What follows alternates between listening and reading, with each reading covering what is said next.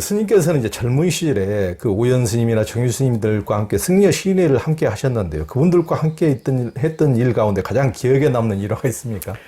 제가 해인사에서 오래 머물렀는데 그 성철 스님이 지금 생각해 보니까 참 젊었을 때예요. 50 한 서너 살에 방장이 되셨어요. 그렇죠. 또 그분을 해인사 방장으로 모신 분이 청담 스님이에요. 네. 같은 진주 분인데 네. 아름다워요. 내가 방장할 게가 아니고 네가 훌륭하니까 내가 해인사 대중 설득할 테니까 해인사 방장 맡아라. 아름다워요. 근데 이제 해인사에 머물 때 보니까 우리 대중들이 식사가 끝나고 나면은 마시는 음료 중에서 최고급이 우유예요, 우유. 근데 그 우유는 풀어지지도 않고 큰 통에다 얘가 뜨거움을 넣으면 누런 그 지방질이 막 뜨고 이런 우유였죠. 근데 성철 스님, 큰 스님 방에는 시자가 가는 거 보니까 저는 마도 처음 봤어요, 마. 마를 갈아서 고급 일식집에 가면 조그만 종개에다 담아주더만요. 그렇죠. 마 가루. 은행을 먹어는 봤지만은 꼬지에 구워가지고 10개 이렇게 이제 구워서는 구운 은행은 못 먹어봤죠. 어떻든 고급이에요. 그것이 우리는 그 풀어지지도 않는 그 싸구려 우유차를 먹는 그 시간에 성철 스님 방에는 시자가 고급 다과를 준비해서 들어가요. 근데 좀 멈춰라. 보니까 이건 아니에요. 그래서 이제 제가 지금도 그런지 모르겠어요. 해인사는 재래식 화장실이라 뭐 한 번 배설하면 뭐 떨어지는 시간이 그런 우스개도 있는데 똥을 손으로 걷어내고 그 속에 고인 물이 똥물이 있어요. 그걸 바가지에 밖에서 담아가지고 숨어 있다가 그 시자가 큰 스님 머무시는 방문 열고 들어가는 그걸 맞춰서 제가 문을 열고 큰 스님들한테 똥을 찌그랬죠. 그러니까 똥벼락 있대, 똥벼락. 이놈, 당연히 그래, 이놈 하는데 아닙니다. 먹는 것은 좀 평등해야 합니다. 이게 총림 아닙니까? 그런데 어떻게 큰 스님들은 하루 이틀은 먹을 수 있습니다. 몸이 불편한 어른도 계실 텐데 매일 어떻게 잣을 드시고 은행을 구워 드시고 마 간 것을 드시고 먹는 건 평등해야 총림은 종합수도 도량이거든요. 좀 어른답게 하십시오. 그럼 우리도 좀 주십시오. 그 이제 똥을 칠했는데 그 중에 하나가 한 분이 영암스님이라는 분이 계셨는데 이분이 후에 총무원장을 하셨어요. 그래서 제가 이제 간단히 저 총무원장 이제 불교신문서 편집국장 시켜주시오 하니까 아니야 내가 향봉스님은 알긴 아는데 거기는 대학 졸업해야 해. 그래서 스님도 대학 안 나왔잖아요. 근데 총무원장에다가 신문사 사장 당연직이에요. 그래서 부사장까지 제가 한 거예요. 그러니까는 스님 말이 맞네? 그러면 스님 성격을 잘 아니까 서류로 해줄게 했는데 제가 10년 살았죠. 이제 그 얘기예요. 그게 69년도 이야기인데 우리가 몸이 아파서 막 감기 몸살을 나는 스님이 있는데도 닌겔 하나를 안 꽂아줘요. 이제 닌겔 하나 꽂아주면은 종무 효율을 거쳐야 한다는 그 절차가. 그런데 그 사람들은 아니에요. 이 종무 행정직을 맡는 분들은 닌겔은 뭐 내가 귀찮아서 안 맞을 정도로 그렇게 횡포를 부려요. 그래서 이제 69년 동지 이틀 전인가 제가 대중들을 선동해서 닭이 알을 품었을 경우에는 그 보호자가 알을 품는 데나만 전념하도록 해줘야 하는데 모이도 줄 시간에 안 줘. 목마른데 물도 제대로 안 줘. 그러니까 우리가 일종의 쿠타타 일으키자 해서 선방 대중들이 주지실 총무실을 다 파버려요. 그래가지고 이제 합천경찰서에 잡히게 되죠. 그래 이제 나왔는데 방을 구들장을 파버렸어요. 파버렸죠. 그냥 들어 그냥 나오니까 어디를 가도 스님 어디서 왔어요? 나 해인사에서 왔습니다. 이름이 어떻게 제가 향봉인데요 하면 주지들이 벌벌하는 거야.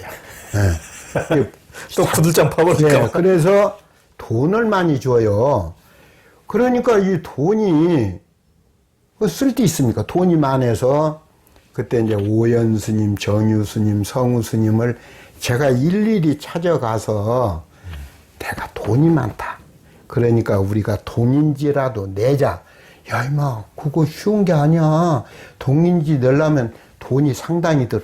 돈 담당은 내가 하겠다 해서 승려 시인회가 만들어지고 매년 승려 시집이라는 동인지가 만들어지죠.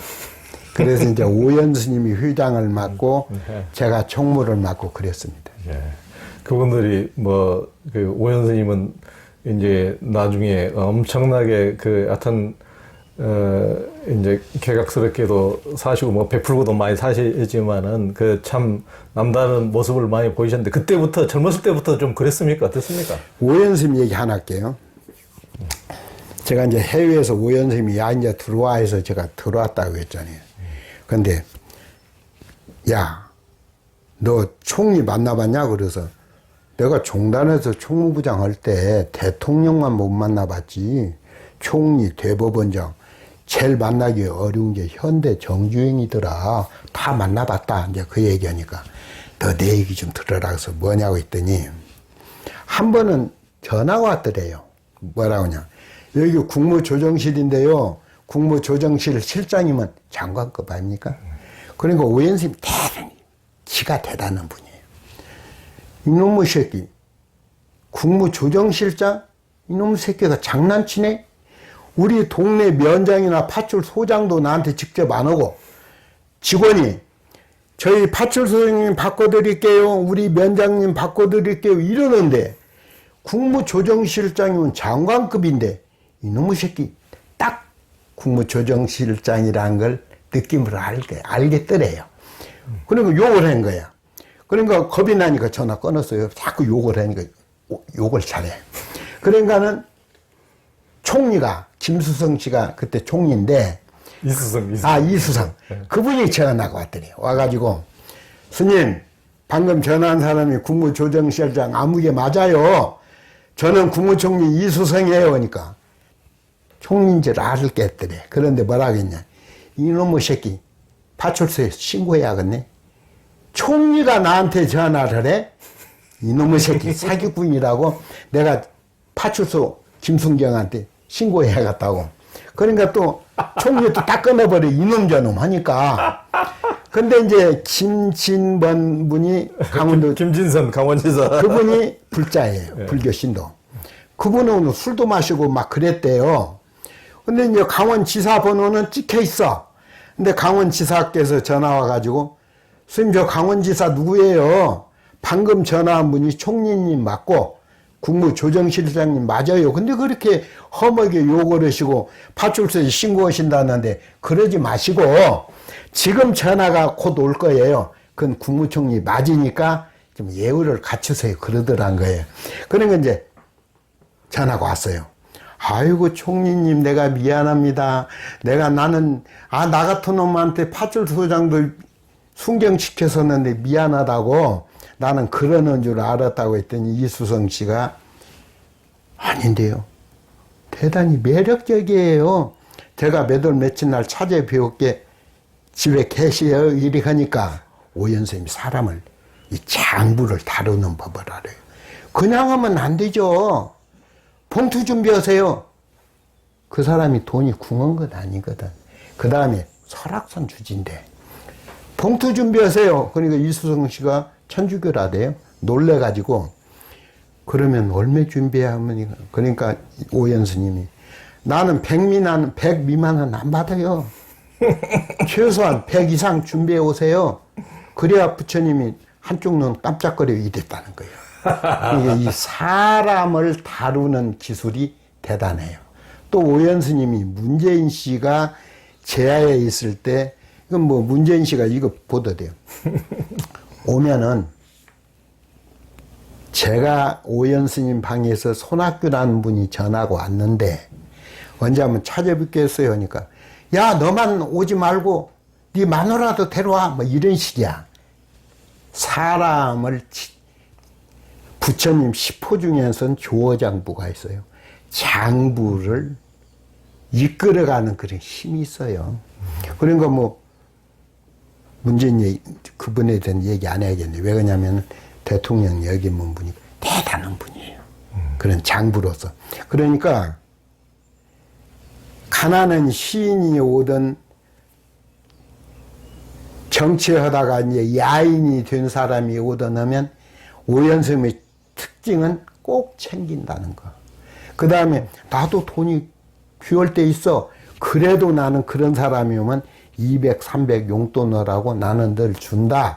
그런 아주 특출한 분이에요. 글도 정말 잘 쓰는 분이고. 근데 이제 다만 왜 그랬는지는 모르지만은 술을 달고 살았어요. 그러니까 뭐 때에 가리지 않고 술을 가리지도 않고 양주든 막걸리든 술을 늘 드셨고 그분이 좀 빨리 가신 이유도 줄담배예요, 줄담배. 그러니까 뭐 장관이 오시든 누가 어떤 분이 오든 이 담배를 등 돌리고 피는 게 아니고 그냥 계속 담배를 피셨어요. 예, 그런 부분이 건강을 많이 흔들리게 했을 거예요. 참 독특한 분이죠. 독특한 그 스님께서는 이제 1967년에서 73년까지 6년 남짓 해인사에 머무실 때 그때는 이제 성철 스님이 방장으로 계셨고 용탑전에는 해인사 용탑전에 광암 스님이 계셨고 이분도 이제 종정하셨죠. 영암 스님, 자운 스님, 지월 스님, 일타 스님 또 나중에 종정하신 해암 스님 또 종정하신 법전 스님, 총무원장 하신 지관 스님 이 하여튼 기라성 같은 분들이 큰 스님들이 그 해인사에 살고 계셨는데 그때 스님들 간의 법거량도 활발했다고 했는데 인상적인 장면들이 있었습니까? 제가 조금 아쉬운 점은 일반 국민들이나 불교도들도 성철 큰 스님 법문 영상을 요즘도 많이 보고 배우고 있어요. 근데 그 당시 성철 스님이 법문을 하면 이 발음이 따다다다다다 합니다. 그러니까 책을 빨리 읽는 모습. 그래서 그게 좀 아쉬웠어요. 그리고 성철 스님한테 여쭙기도 하고. 왜 그러냐면 성철 스님이 저를 이뻐했던 것이 제 이름이 향봉이고 종정을 여기머신 법전 스님 속명이 향봉이에요. 그러니까 두 놈이 고집이 세다는 것을 대중 앞에서 몇 번 하셨는데 마음이 열리고 큰 스승이시면 좀 여유를 가지시고 좀 법문을 하시면 좋은데 속독하듯이 합니다. 보셨어요? 네, 그렇죠. 항시 속독하듯이 경상도 사투리로 그냥 네, 다다다다 이렇게 하시죠. 근데 이제 그런 것은 아니 이제 그분은 가풍이니까 그걸 우리가 언급을 사항은 아닌데 이제 서두로 한번 스친 이야기고요. 그 당시 이제 그 손꼽히는 그런 선지식 스님들이 성철 스님 뭐 도반 선후배 관계니까 많이 오셨어요. 그 당시는 총님이 해인사 뿐이었고 지금은 통도 뭐 송강 뭐 수덕 많지만 법가랑이 그때 있었어요. 뭐 수묵이라는 스님은 제 선배인데 대중들이 차 마실 때 자복을 던져요. 그 큰 스님들 앞에. 그럼 불경스러운 일이거든요. 이 방석의 참주인은 누구냐? 지금 생각해보면 옳은 얘기예요. 너것들이 세간에서는 큰 스님이라고 하는데 네가 진짜냐 아니냐 이런 뜻도 포함되어 있고 자복은 사람을 편안하게 하는 거잖아요. 그러니까 자복을 큰 스님들한테 던지면서 큰 스님 중에 진짜 주인이 누구냐? 옳은 말이에요. 그러면은 또 뭐 예를 들어서 차를 마시는데 차를 마시면서 이 한 잔의 찬물이 한강에 흐르는 물과 같느냐 틀리느냐 이렇게 묻기도 하고 그게 이제 상당히 그냥 범부로서 흉내내는 일은 아니에요. 나름대로 어떤 정신세계의 나름대로 중심이 잡혔기 때문에 그런 게 나오는 거예요. 그러면 성철 스님은 주특기가 뭐냐? 주특기라고 하면 죄송스러운 얘기인데 즐겨 쓰시는 말씀은 아니다. 그 경상도 분이니까 아니다 그래요. 그리고 이제 서웅 스님이나 고암 스님은 선비 스타일이에요. 말씀도 조심스럽게 걸음걸이도 정말 예쁘게 이런 분들이에요. 근데 향국 스님이라는 분이 계시는데 전번 종정을 하셨던 진제 스님의 스승이신데 향국 스님은 달라요.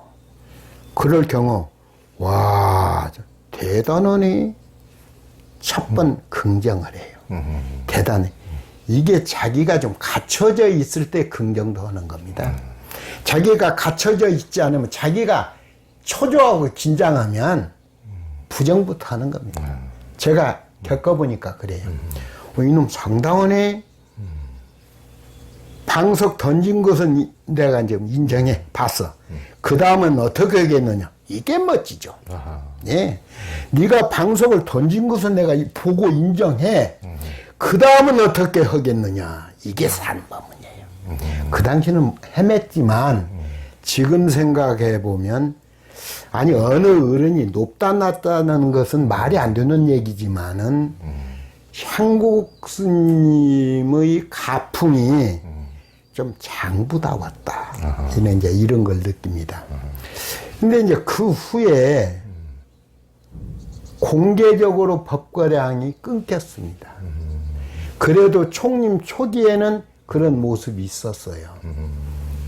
그 다음에 이제 우리 지대방이라고 참선을 하다가 잠시 몸을 쉬는 공간의 방이 하나 있는데 거기서도 법거량을 해요. 갔던 도반들끼리. 그 티베트 불교에 보면 손뼉 쥐고 아니다 기다 이런 거 많이 나오잖아요. 맨날 싸우죠. 예. 그래요. 그게 그 티베트 불교의 특성이고 장점이면서도 일종의 티베트 불교의 법가량식이에요. 중국에는 얼마나 많았습니까? 예를 들어서. 그러니까 그게 사라져 버렸어요. 사라졌는데 제가 무비 스님이나 이런 해국 스님이나 도법 스님이나 그 다음에 뭐 해남 스님, 월암 스님, 강묵 스님 이런 분을 모시고 두세 차례 야단법석을 할 때 나 좀 불러다오. 공개적으로 나를 좀 불러서 내 입의 성능이 좋으면 내 입에다 자갈을 물려라. 내 입에다 자크를 달아라. 또 아니다 싶으면 내 승복을 벗겨라. 그래서 해인사에서 부르면 내가 병을 핑계로 하거나 구실을 앞세워서 참석하거나 하지 않는다. 해인사나 조계사가 아니라 하더라도 공개적으로 우리가 법거령 한번 해보자. 그랬는데 이건 이제 실제로 있었던 이야기인데 실상사에서 그렇게 얘기를 한 후에 백양사로 야단법석을 옮겨가는데 백양사 주지가 전화가 왔어요. 제 2차 야단법석 할 때인데 향봉스님 큰일 났다. 그래서 왜요? 하니까 신봉스님도 우리 또래예요. 지금 선방 대표들이 7명이 장성 휴게소에서 전화가 왔는데 너를 보기 위해서 온단다. 그러니 낌새로 봐서 향봉이가 늘 입버릇처럼 법거량 했는데 법거량 하기 위해서 오는 것 같은데 좀 빨리 와야겠다. 그래서 이제 알았어. 그럼 내가 빨리 속도 좀 높여서 갈게. 그리고 이제 도법스님한테 전화해서 와라. 나 오늘이 초상나는 날이라는데 좀 입회해라. 그러니까 도법스님이 나 다 알고 있어.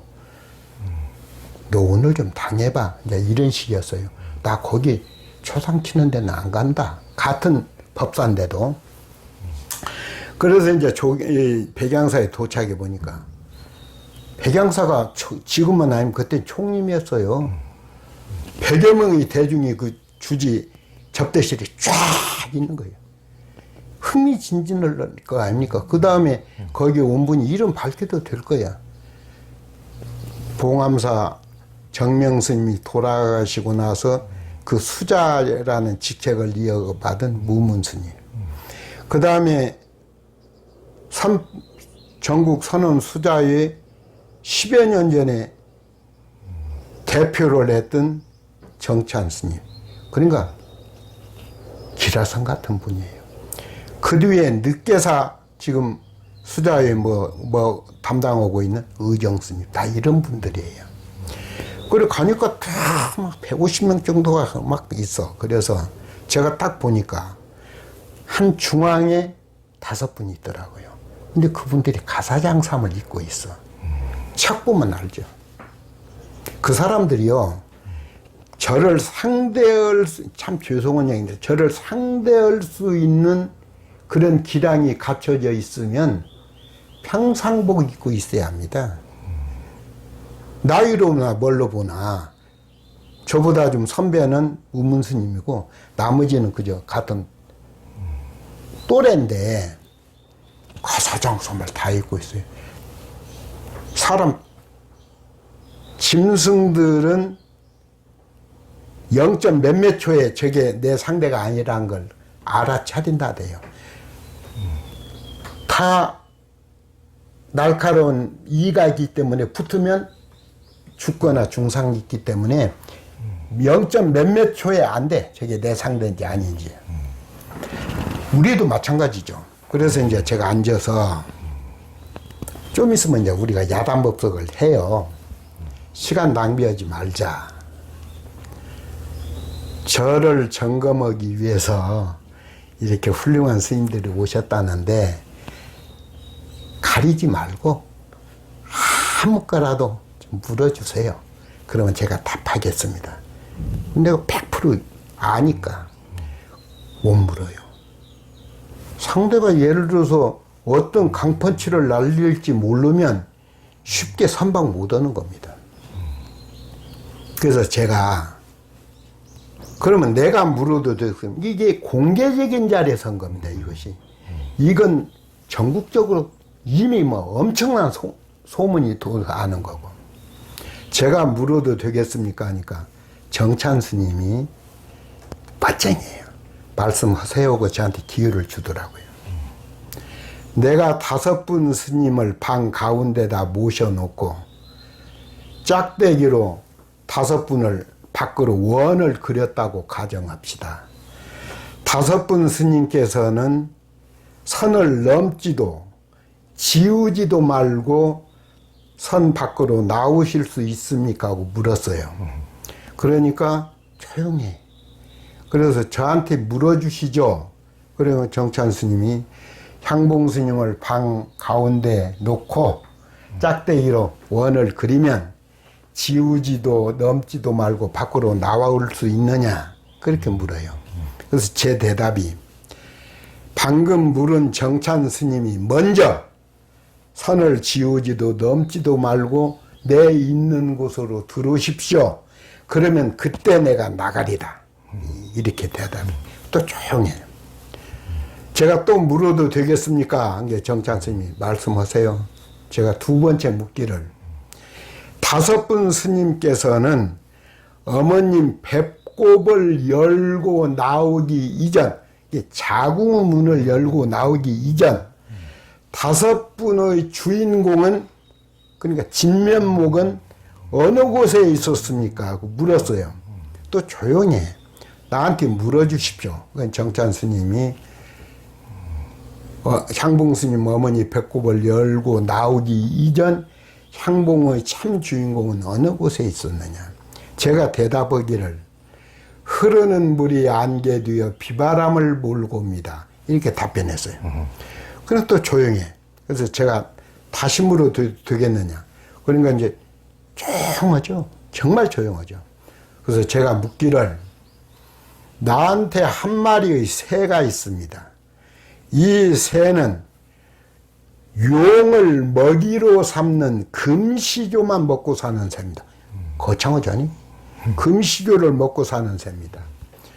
이 새는 낮에는 태양을 벗으로 논일고 밤에는 북두칠성을 벗으로 논이는 새입니다. 누가 이 새의 이름을 부처와 물건과 이름을 떠나서 명칭을 붙여줄 수 있습니까? 또 조용해. 그래서 제가 상당히 그분들이 듣기 거부겁게 더 물을 거 없다. 더 무슨 말을 물어도 여러분은 침묵으로 일관할 것 아니냐. 침묵이 답이라고 변명하지 마라. 그러니까 너는 내 상대 이 말은 못하죠. 그러고는 차나 드십시오 이랬어요. 그러다 보니까 이제 야단법석이 열리하는데 그 전에 대중들이 밥 먹잖아요. 밥 먹으라는 종이 울려. 그러니까 시몽 스님이 그 어색함을 피하기 위해서 자 이제 법거량이 끝났으면 공양으로 가십시다. 그러니까 이분들은 참혹하죠. 얘는 5명만 저고 대화했어야 하는데 총림 대중이 다 와버렸어요. 참혹했을 겁니다. 밥도 안 먹고 가버렸어요. 그래서 그때 막 기자들이 5명, 7명 밝혀라 막 이랬어요. 그때는 안 밝혔죠. 왜 그러냐면 그 어른들이 인격이 있는데 이제 오늘은 한 10몇 년 지난 일이고 또 다 알아요. 이제 대중들이 그때 향봉이를 찾아갔던 그 대표 어른들의 이름을 다 알아. 그래서 지금 밝혀도 괜찮죠. 좀 지르기 좀 선문담 얘기 또 하나 합시다. 봐요. 재밌습니다, 아주. 백척간두에서 진일보하라는 책을 내신 종정 스님이 계시는데 이 어른이 마음이 좀 열린 건 아닌 것 같다. 이 법문을 보면은 짜집기 냄새가 난다. 공개적으로 야단법석에서 밝혔죠. 그러니까 해인사 대중들이 얼마나 거북합니까? 새카만 후배가 유괴질 수도 없고 지가 부처를 10번 이루었다 하더라도 저 자세는 아니다 하고 대중이 분노가 일었어요. 그래서 해인사 대중들이 수경 스님이 장경각 경판이 있는데도 또 많더라고 그런 수작 부리지 마라. 해인사 주지 문제 있다 이래가지고 해인사 대중들이 실상사까지 와서 수경이 머무는 지붕 기와를 다 파헤쳤다는 사건이 있었대요. 문짝다리 무슨 그거 제가 이제 해외에 있을 텐데 그러니까 이제 가자. 우리가 침묵한 건 이건 죄인이다. 그러니까 해인사는 경제도 여유가 이제 출발 며칠 남겨놓고 원효라는 분이 있어요. 이것도 이름 밝혀도 돼요. 원효 스님이 법전 스님의 제자가 한 5, 60명 되는데 수제자예요. 참 좋은 분이에요. 천진 보살이고. 그러니까 이제 이분이 대중이 수경 스님한테 보인 모습도 지탄받았다.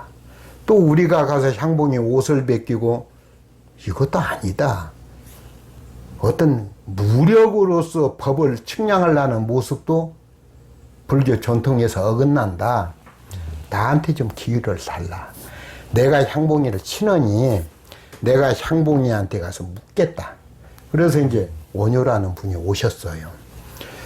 근데 이 어른이 저한테 오면 하루도 안 머무는 분인데 이틀을 자더라고요.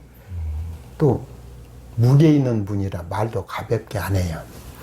근데 저는 알죠. 이분이 온 이유를. 왜 그러냐면 이분은 종정 스님은 수제자는 건 제가 다 알고 있고, 그래서 하루 새벽에는 가사장삼을 입더라고요. 가져온 것을. 내가 오늘은 더 이상 숨기지 않아야겠다.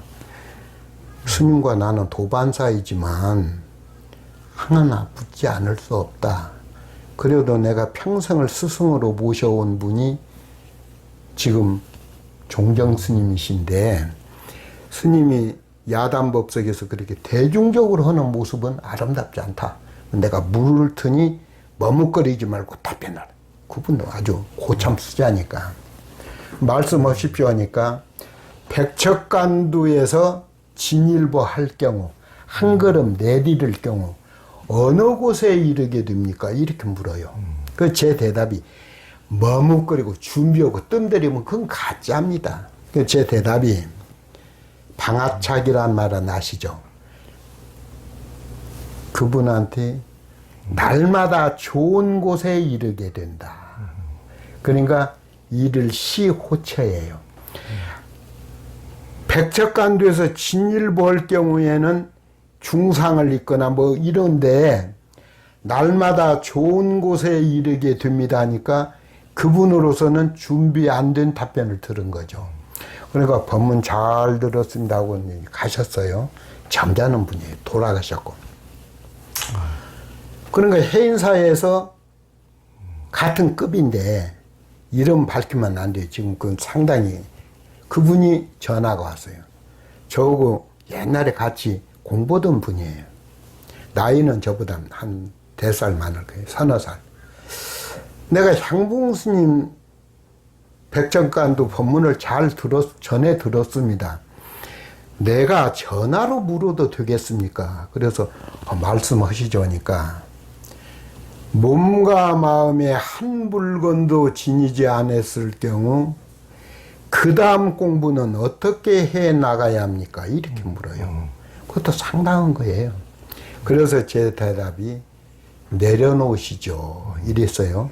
그러니까 그분도 상당한 분이니까 껄껄 웃더라고요.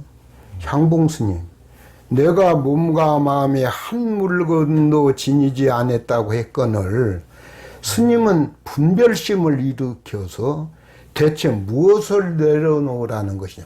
상당한 얘기예요. 제 대답이 한 물건도 지니지 않았다는 그 생각마저도 내려놔야 하는 겁니다. 제 답 옳은 거고요. 그러니까 그분도 이제 끊었어. 법문 잘 들어도. 왜냐면 입 벌리면 바로 제 몽댕이가 날아드니까요. 이게 선적인 표현을 빌리자면, 음력으로 설 다음 날인데 그때 웬 눈이 그렇게 많이 왔니? 눈이 많이 왔는데 진돗개 2마리 있었어요. 제가 1년 반 전에 글 쓰면서 어느 농장에 주었어요. 글 쓰면요, 저는 신들렸었어요. 옛날에 읽었던 것이 주인공 이름, 딸 이름까지 다 나와요. 네, 그런 게 신들리다시피 하루에 뭐 1시간만 자고 코피는 몇 차례 쏟고 그래요. 초 이튿날 개가 막 짖어서 등산객 같으면 2, 3분이면 안 짖어요. 계속 짖어. 거칠게. 그래서 문을 열어보니까 중년 스님들이, 건장한 스님들이 가사장삼을 여기 와서 이제 입는 거예요. 그래서 입지 마세요. 난 알죠. 그냥 온 사람이 아니야, 저건. 붙자는 거예요. 법거량 하자는 거예요. 법이, 거량이 뭐냐면 저울을 들어 올린다, 이 뜻이거든요. 몇 근짜리인지. 그러니까 이제 가사장삼을 입고 와서 하는 소리가, 한 분이 사잠 해서 사잠에 찾아왔더니, 이 소리는 선배들이 향봉 스님 어느 정도 공부된 것 같다, 이런 뜻이에요. 라이온을 얘기하는 거야. 사잠 해서 사잠에 찾아왔더니 보니까 사자는 보이지 않고, 딱 보니까 이건 아니다 이 소리. 꼬라지로 봐서는 사자는 보이지 않고 개 짖는 소리만 요란하다. 알아들으시죠? 네. 그래서 제 대답이 눈은 없고 귀만 달랑 붙어 있어서 그런 거다. 이게요, 이 선문답은 직각직각 나와야 돼. 네가 제대로 눈을 뜨고 있으면 내 꼬라지 형색이 어떻든 그걸로 법을 측량하려고 하는 건 네가 들된 놈이야. 니는 똥개나 같아가지고 사자는 못 알아보고 그저 뚫린 귀로 똥개 짖는 소리만 담아가는구나. 이런 뜻이에요. 이 선문답에 뜻이 없는 건 절대 아니에요. 그러니까 이 스님이 대단한 벼르고 왔잖아요. 그렇다면 사자를 보여주세요. 이래요. 그 내가 화를 했어요. 그러면 활담이 뭐라고 해야 하는데 질려버린 거예요. 그러니까 또 한 사람이 뭐라고 하냐면 백제무왕은 미래 세계인 용화 세계에 출현할 미륵불을 그리워하면서 미륵사를 창건했다고 하는데 스님이 보기에는 미륵불이 어느 세월에 출현할 것 같느냐. 이거 멋진 소리예요. 그 제 대답이 만나는 사람이 다 미륵불이요. 발길 닿는 곳이 다 용화세계예요. 그 소리 뭐냐? 네가 마음이 안 열리니까 귀족 천민을 따지는 것이지 네가 진실로 마음이 열리면 부처 아닌 게 어디 있어요. 이게 부처님 가르침이고 또 들숨과 날숨이 이어지지 않아서 저승에 가서나 극락성에 그것은 수준 낮은 거죠. 그러니까 발길 닿는 곳이 내가 마음이 평화로우면 곳곳이 용화세계, 정토세계 아닌 게 없죠. 그러니까 이제, 그러면 그 사람 더 이상 못 물어. 그래서 이제 갔어요. 그래서 제가 선문답에 이 얘기를 다 썼어요. 선문답에. 이제 그것이 또 공개적으로 해서 요 두 가지 한 얘기는 선방에 있는 스님들은 다 아는 얘기예요. 아주 뭐 흥미롭습니다. 근데 아까 그 해인사에서 이제 이렇게 법거량이 일어날 때 어떤 수목 스님이 그 방석을 던졌을 때 이제 큰 스님 반응이 향국 스님이 만약에 그건 잘 봤다. 그 다음에 뭐냐 할 때 스님이 계셨으면 그때 아니죠. 아니 이제 지금 그렇게 있다고 하면은 제가 대답을 하지만 그 당시는 캄캄하죠. 그 당시는. 그럼 제가 알아채려 버렸잖아요. 그러니까 그 방석을 던진 것은 위에 대여섯 분의 큰 스님들, 자칭 단칭 큰 스님들 정말 마음이 열렸어요. 이 방석에 앉을 만한 그런 자격을 갖췄나요? 이런 뜻으로 던진 거죠. 그러니까 그런 경우는 예를 들어서 뭐 산고 수장해도 되고 산은 높고 물은 맑은 거예요. 큰 스님, 작은 스님이 차별심을 일으키다 보니까 중생들의 편의상 높을 고자 고승이고 일반 승려죠. 근본에서 보면 이 방석 던진 것 자체도 허물이에요. 누가 높고 누가 우열이 있는 건 아니니까. 그러니까 이제 방석을 던진 건 이제 당신이 그만한 견체가 있느냐 이제 그것을 보여달라 하니까 이제 그렇죠. 그것을 이제 그때 보여줬으면 되는데 그것을 제대로 보여주시는 분이 없었다. 이제 그런 말씀 아닙니까? 그게 아쉽죠. 예. 지금은 그런 법과량도 사라져버렸어요. 예.